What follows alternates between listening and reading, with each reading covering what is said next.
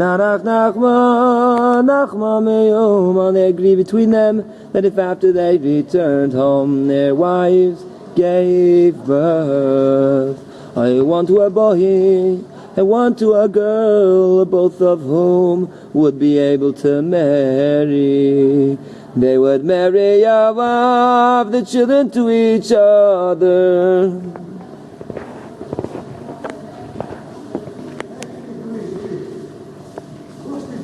The emperor,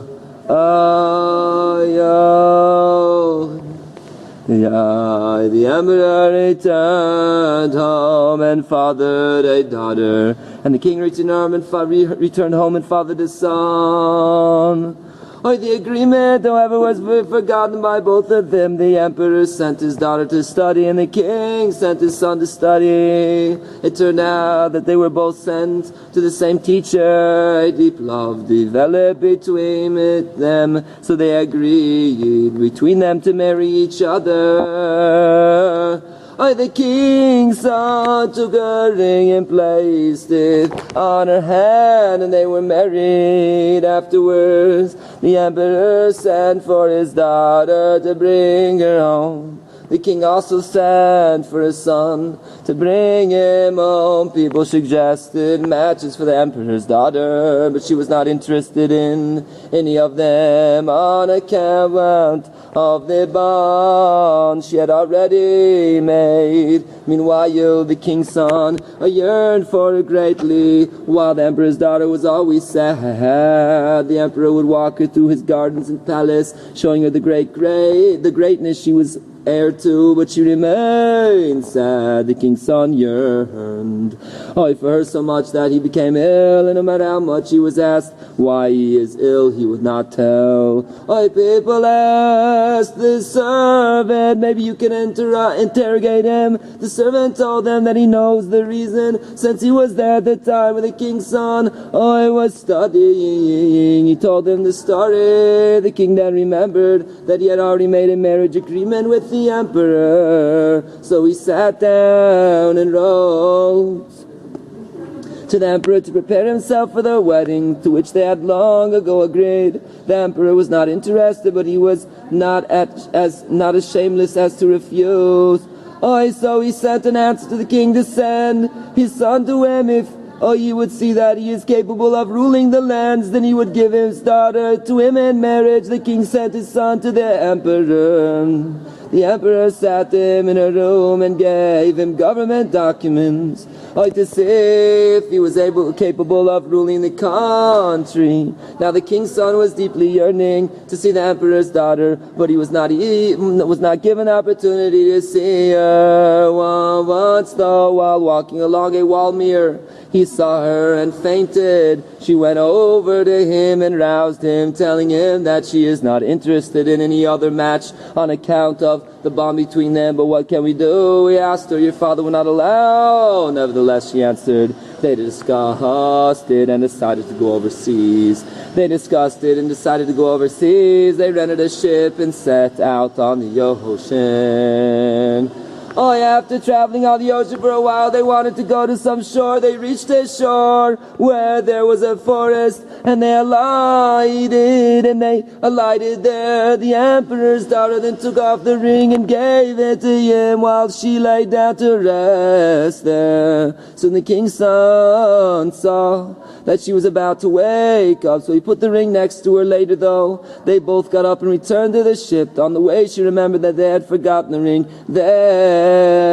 So she sent him back to fetch it. He went, but wasn't able to find the spot. So he went somewhere else, but could still not find the ring. He went around and around in search of it until he got lost and was unable to find his way back. Meanwhile, she went to look for him, and she too got lost. The king's son went around and around, lost, until he found a path that led to civilization. He had nothing else to do, so he hired himself out as a servant. She too went around lost, but she decided that she would stay near the ocean. Returning to the seashore, she found their fruit, so she remained there during the day. During the day, she sat near the ocean in the hope that she might find passerby. And she survived by eating the fruit. At night she climbed up a tree to protect herself from wild beasts. Oh, yeah, now there was an extremely great merchant who did business throughout the entire world. This merchant was old, and he had only one son, and he had an only son. The son once told his father, being that you are old and I am a youth, and your inner circle of people completely ignores me, when you die, I will be left penniless and helpless. So give me a ship with merchandise, so that I can set out overseas in order to master the skills of business. His father gave him a ship with merchandise. The son set out overseas, sold the merchandise, purchased other merchandise, and was successful. While at sea, they saw those trees where the emperor's daughter was, and thought that there was a settlement there. So the merchant's son wanted to go there. As they approached, they saw that it was only trees, so they wanted to turn back. Just then, the merchant's son looked into the ocean and saw the reflection of a tree upon which was the appearance of a human being. He thought he was having an illusion, so he told the other men who were with him. They looked and saw the appearance of a human being on the tree. So they decided to get closer. They sent one of the men with a smaller boat while they watch from the ocean in order to guide him so that he does not go the wrong way. But goes directly to the tree. He reached there and saw that indeed there's a human being sitting there, and he told them, the merchant's son, then went himself and saw that a woman was sitting there, so he told her to come down. She replied that she does not want to enter the ship unless he promises her that he will not touch her until they reach his home, where he can marry her legally. He promised her, and she went to the ship. He saw that she could play musical instruments and speak several languages, which brought him joy that she came into his life in time. As they began approaching his homeland, she told him that it would be only right for him to go on ahead and inform his father, relatives, and all his acquaintances, so that they all come out to greet her, since he is bringing such a prestigious woman. After that, she would reveal her identity to him. She had previously stipulated with him that he should not inquire after her identity until after the wedding, at which time he would know who she really is. He agreed. She further said to him, since you are bringing such a prestigious woman, it is only right that you marry all the sailors with drink, so that they realize what kind of woman their boss is marrying. He agreed to this as well. He brought out the excellent wine that he had on the boat, that he had on board the ship. Then he had on board the ship and gave it to them, and they got very drunk. He then went on home to inform his father and relatives, while the drunken sailors disembarked and collapsed, wallowing in the drunkenness. Meanwhile, as preparations were being made for all the merchant's family to go out and greet her, the emperor's daughter went and untied the ship from the shore. He let out the sails and set out with the ship. By the time the merchant's family arrived where the ship had been, they found nothing. The merchant was enraged, and his son, but the son kept insisting that he had indeed arrived with the ship. He cried out, believe me, I brought a ship filled with merchandise, but they saw nothing. Nachman asked the sailors. The merchant's son said. So the merchant went to ask them, but they were lying there drunk. Eventually they woke up and he asked them, but they knew nothing about what had happened to them. They only knew that they had brought a ship with merchandise, but they don't know what happened to it. The merchant was enraged with his son. He banished him from home and told him not to come again. So the merchant's son went away and wandered about, while the emperor's daughter sailed on the high seas.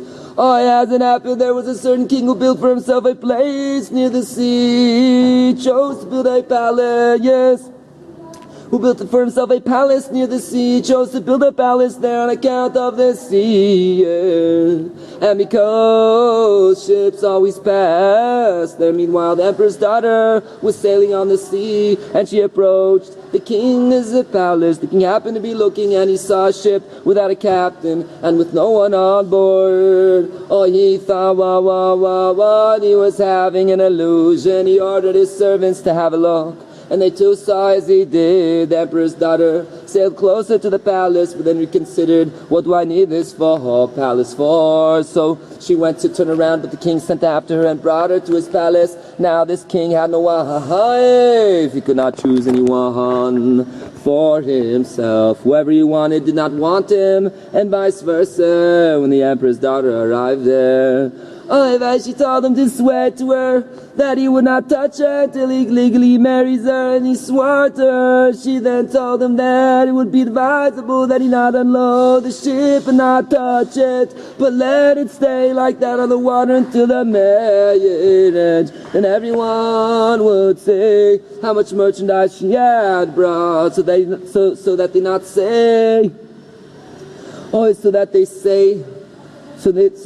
say that the king had taken a common woman. He promised her he would do this. The king then wrote letters to all the countries to come and gather for his wedding. He built a special palace for her, and she demanded to be brought 11 young noble women.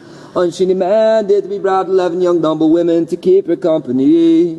So the king gave the orders, and 11 daughters of very high-ranking nobles were sent to her, and a special palace was built for each of them. As said, she had her own special palace as well. These young noble women would gather with her and played musical instruments and games with her. Once she told them that she would accompany them to the ocean. So they went with her and were playing there. At some point she offered to honor them with the good wine that she had. She gave them the wine that was on the ship. They became drunk, collapsed, and fell asleep. She then went and untied the ship, spread out the sails, and fled with the ship. Sometime after that, the king and his men took a look and saw that the ship was not there, and became very distraught.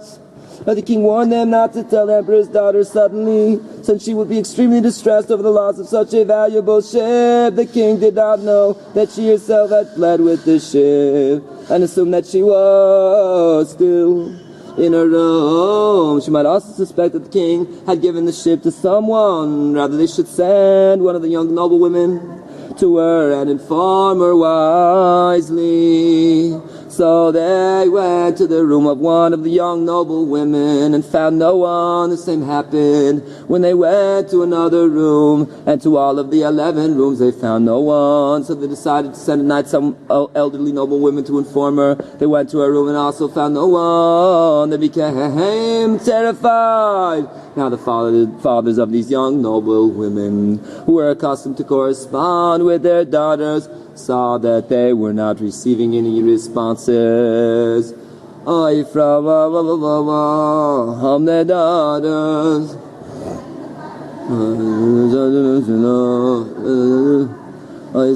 Saw that they were not receiving any responses from their daughters to the letters they were sending. So these nobles went there themselves and found that their daughters were not there. They were enraged and wanted to send the king to his death. for they were government ministers. However, they reconsidered. What crime did the king do that he should be sent to his death? He is not directly responsible. So they decided to impeach him and send him into exile. They ousted him and exiled him, and he went on his way. Meanwhile, the emperor's daughter, who had fled with the 11 young noblewomen, was traveling on the ship. Eventually, the young noblewoman awoke. He began to play games again, as before. They did not realize that the ship had left port, so they said to her, "Let's go back. We'll stay here a bit longer," she answered. Soon a storm wind arose, and they said, "Let's go home." So she told them that the ship had already left port. They asked her why she had done that. She replied that she was afraid that the ship would be wrecked by the storm wind, so she was forced to untie it and spread their sails. So they continued sailing on the ocean and playing the musical instruments. Eventually they neared a palace. The young noblewoman and said to her, "Let's go there." But the emperor's daughter did not want to, regretting to herself that she had approached the palace of the king who wanted to marry her. Sometime later they saw what appeared to be an island, so they went closer. Now on this island were 12 pirates who wanted to kill them all. "Who is your leader?" they asked. And the young noblewoman pointed to the emperor's daughter. The emperor's daughter asked the pirates, "What do you do?" "We're pirates," they answered. "We're also pirates," she said to them. "The only difference is that while you rob with your might, we rob with shrewdness, using our skills and languages and musical instruments. What benefit would you have by killing us? Better that you take us for wives, and then you will also have our wealth." She showed them what was on the ship, and they agreed with her suggestion. The pirates then showed them all of their wealth and took them to all of their secret places. They agreed among them that the pirates would not marry the women all at the same time, but one after another. Also each man would choose a woman appropriate for him, each one according to his rank. He yanked the emperor's daughter, then offered to honor them with good and very special wine that she had on board the ship, saying that she does not use it, but keeps it stored away until the day that God will bring her destined husband.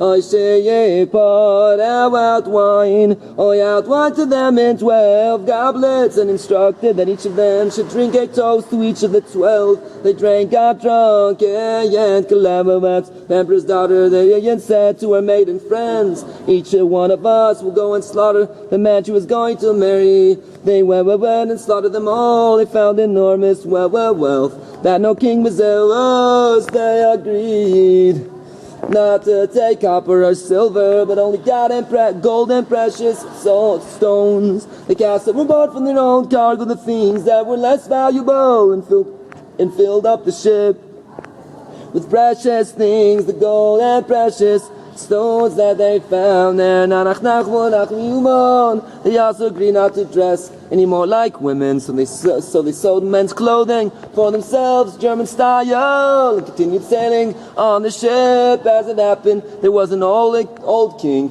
who had an only son whom he had married off, and to whom he had transferred his kingdom.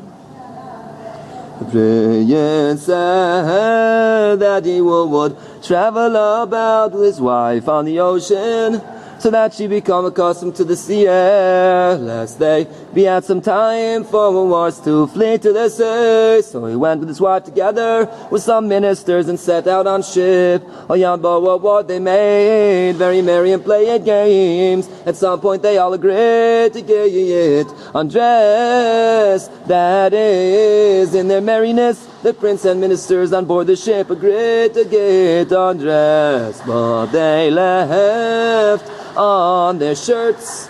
Then they competed with each other to climb the mast, the prince having first try. Meanwhile the emperor's daughter approached with her ship and saw the ship on which were the prince and the ministers initially. She feared approaching. When they got a bit closer, she saw that they were intensely occupied in a game. So she realized that they were not pirates. So they continued approaching the emperor's daughter. Then bragged to her maiden friends, "I can knock that bald fellow," referring to the prince who was climbing the mast into the sea. The prince was in fact bald. He had no hair on his head.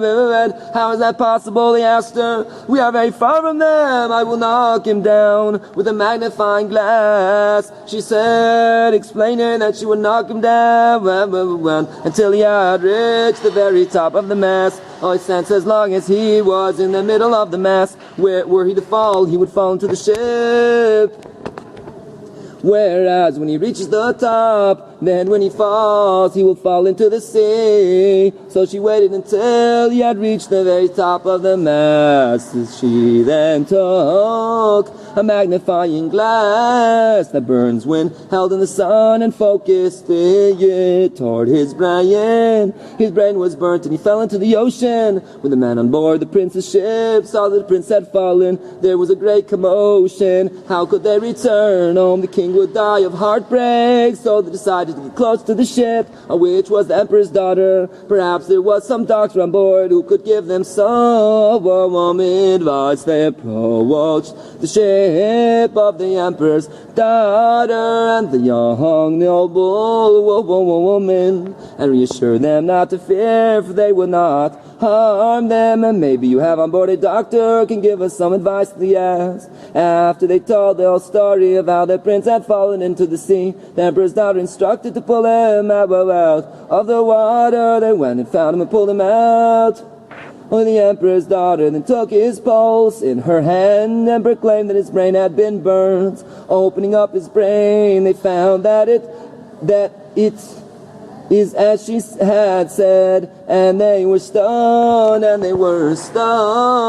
They then asked her to come with them to their country and be the king's doctor, where she would become very prestigious and famous. But she was not interested and said that she was not a doctor, but only knows these things naturally. The men on the prince's ship would not go home, though, and the two ships sailed together. The ministers were very satisfied that the queen would marry the doctor, since they saw how wise he was. The ministers of the prince who had fallen and died,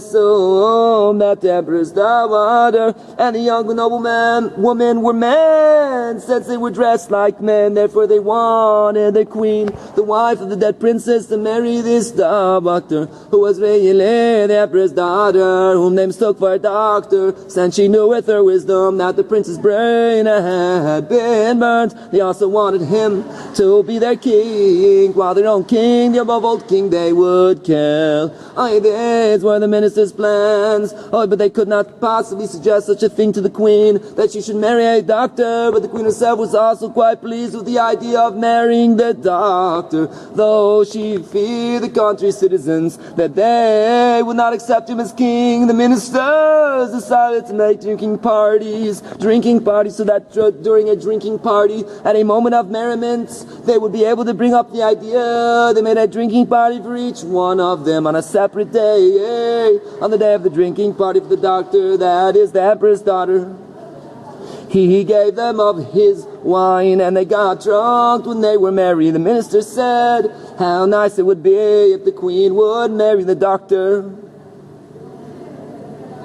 How nice it would be if the queen would marry the doctor. And the doctor said it would indeed be very nice, but the matter must be discussed whilst not drunk. The queen also said how nice it would be to marry the doctor, if only the country would agree to it. The doctor, the emperor's daughter, repeated indeed how nice it would be, but it must be discussed whilst not drunk. Eventually the ministers sobered up from their drunkenness and remembered what they had said, and were embarrassed before the queen for having suggested such a thing. However, had not the queen herself also said it, but she too was embarrassed before them. But hadn't they also said it? They began to speak about it openly and finally agreed upon the idea among them. So the queen married the doctor, who was really the emperor's daughter, whom they thought was a doctor. With that they returned home. When their countrymen saw them coming, they rejoiced greatly, since it had been a very long time since the prince had left. They didn't know what had happened to him, and meanwhile the old king had died before the minister's return. So no, the countrymen saw that the prince, their king, was not there. "Where's our king?" they asked. The ministers told them the whole story. The ministers told them the whole story. Oh, how the prince had died, and how they had already made a new king whom they had brought with. The countrymen were very happy that they had received a new king. Oh, now the king, who was really the emperor's daughter, who had now become king, instructed to proclaim throughout each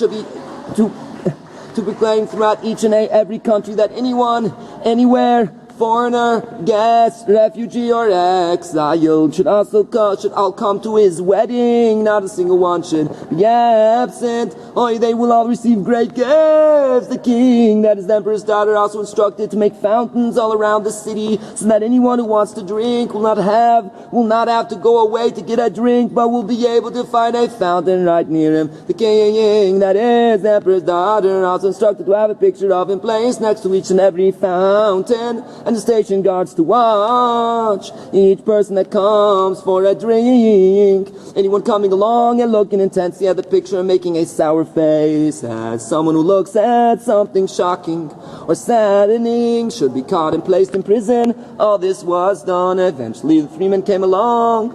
That is the song of the first king in the story, who was a true bridegroom. Oh, whoa, whoa, whoa, whoa, whoa, whoa.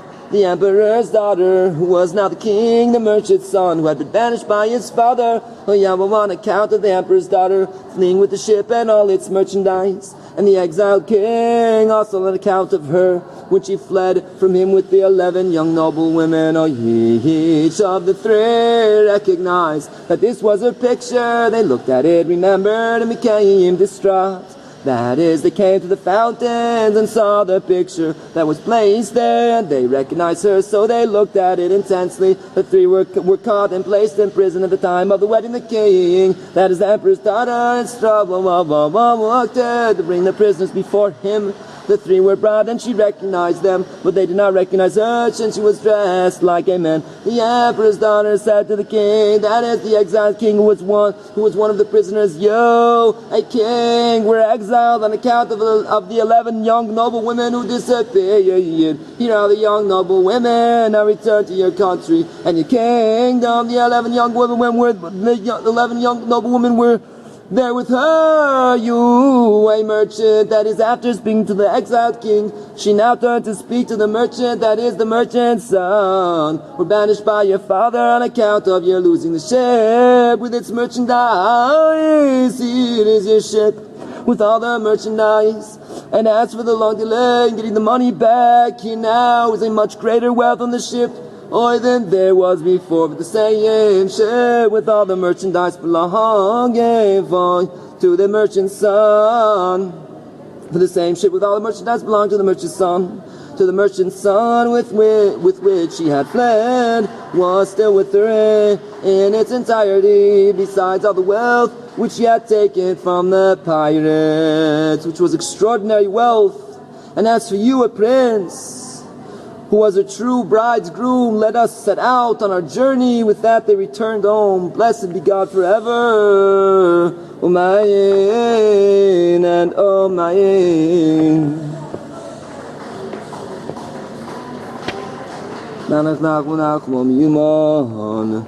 Crippled. Third story. There was there was